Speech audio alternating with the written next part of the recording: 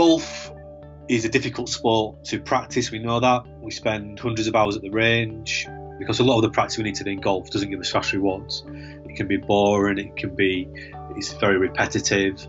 Parts of the game that we struggle at aren't particularly fun to practice. So already our ape brain, or our monkey brain, is undercutting us. In fact, we call it the ape brain now. There's an acronym: staying alive, how we're perceived, and conserving energy.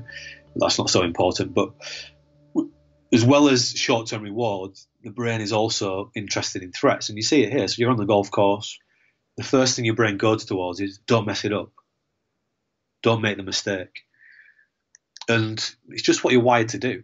And the way that I like to think about thinking is that, one, you're always doing it, and two, you're either thinking about things that are helpful for your current situation or things that are unhelpful for your current situation.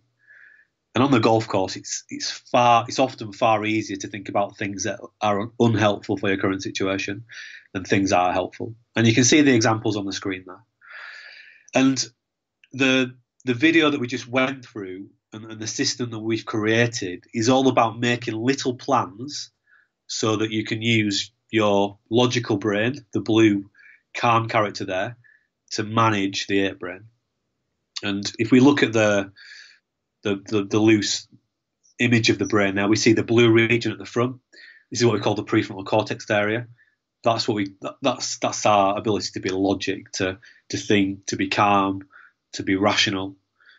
The pinky orangey area is where the ape brain resides, and you can see how much bigger it is than the prefrontal cortex for a start. But this is what we're trying to do. We're trying to use our logical brain to actually build better thinking habits that are stored in our ape brain. So that's the position we're starting with here. And actually, the way that we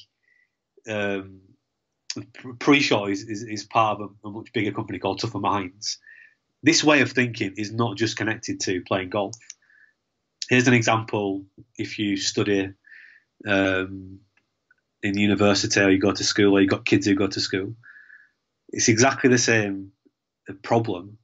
It's difficult to persist with difficult things.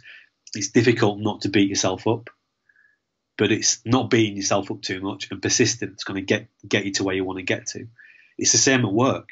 The same problems, they just look slightly different. We know that we beat ourselves up too much often. We know that we're not as productive and as efficient and effective as we need to be. So the logic I'm going to use to approach playing better golf and practicing golf more effectively, these are really life skills. They're not just things that you can do on the golf course. So you can take these ideas anywhere with you. I hope that you enjoyed that preview of a presentation from our Unlocking Performance Virtual Summit. If you want to get access to that presentation as well as all of our other amazing education as part of this summit on understanding the mental game, head over to unlockingperformancesummit.com. You can see all of the presenters, get all the details, and see if it's something that can help you play better golf and shoot lower scores on the golf course.